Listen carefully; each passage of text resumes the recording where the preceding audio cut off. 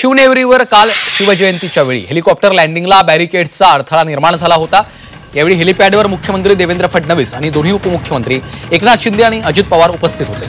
पायलटनं प्रसंगावधान राखत हेलिकॉप्टर सुरक्षितपणे उतरवलं। सुरक्षेसाठीच्या बॅरिकेड्समुळे धोका निर्माण झाला होता अशी देखील माहिती आहे। शिवजयंतीच्या सोहळ्यानिमित्त हेलिपॅडवर ही घटना घडलेली होती। राज्याचे मुख्यमंत्री देवेंद्र फडणवीस आणि दोन्ही उपमुख्यमंत्री एकनाथ शिंदे आणि अजित पवार हे त्या ठिकाणी उपस्थित होते। हेलिकॉप्टरला लँडिंग वेळी बॅरिकेडचा अडथळा निर्माण झालेला होता अशी माहिती आहे।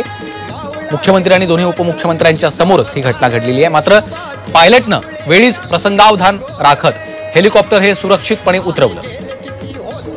हेमंत चापुडे आमचे प्रतिनिधी सध्या फोनलाईनवरून आपल्या सोबत आहेत। हेमंत, काल शिवनेरीवर शिवजयंतीचा सोहळा पार पडला आणि त्यावेळी लँडिंगला हेलिकॉप्टरला काही अडचणी निर्माण झालेल्या होत्या, नेमकं काय घडलं होतं?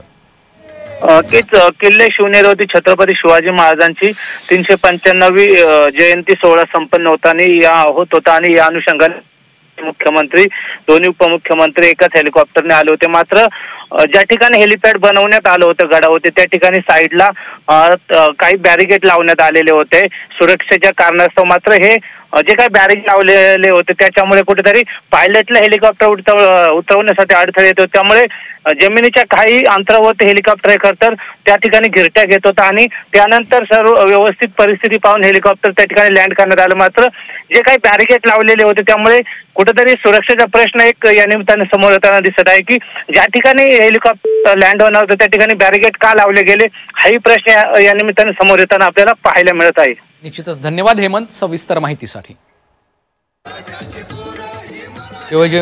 शिवजयंतीनिमित्त सोहळ्याचं आयोजन करण्यात आलेलं होतं आणि त्यावेळीच ही घटना घडली।